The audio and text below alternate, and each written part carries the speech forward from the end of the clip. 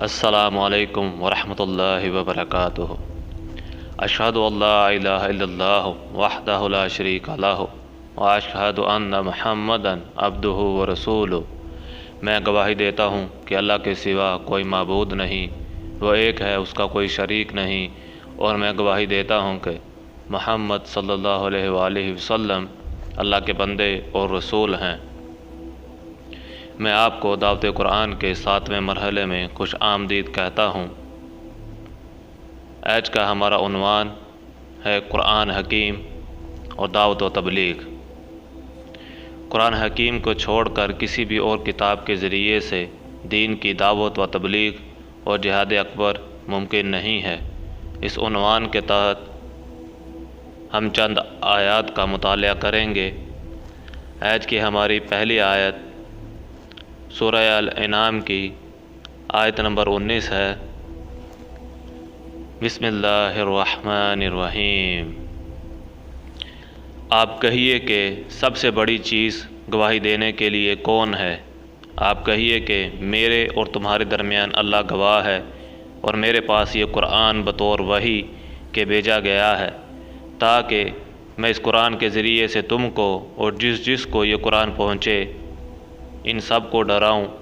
क्या तुम सचमुच यही गवाही दोगे कि अल्लाह के साथ कुछ और माबूद भी हैं?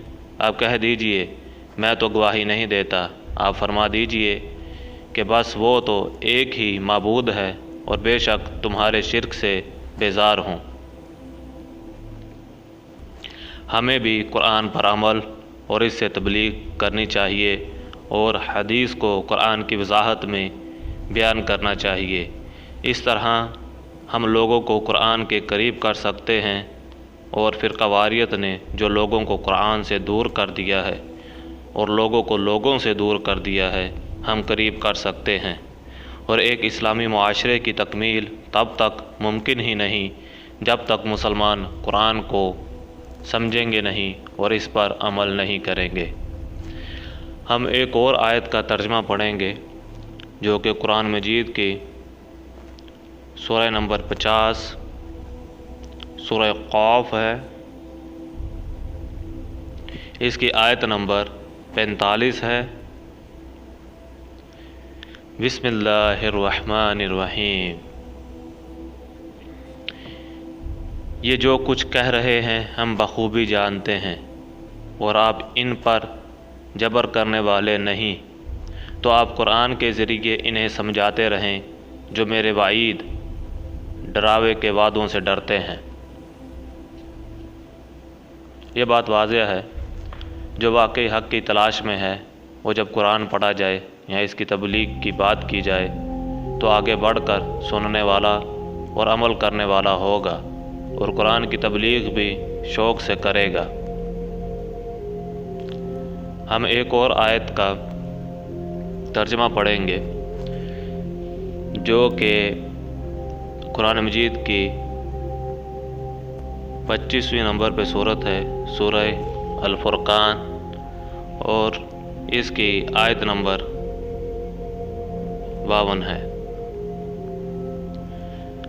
बिस्मिल्लाहिर्रहमानिर्रहीम। बस आप काफरों का कहना ना मानें और कुरान के ज़रिए इनसे पूरी ताकत से बड़ा जिहाद करें। इस आयत में इस बात की तरफ इशारा है कि हमें काफरों की परवाह किए बगैर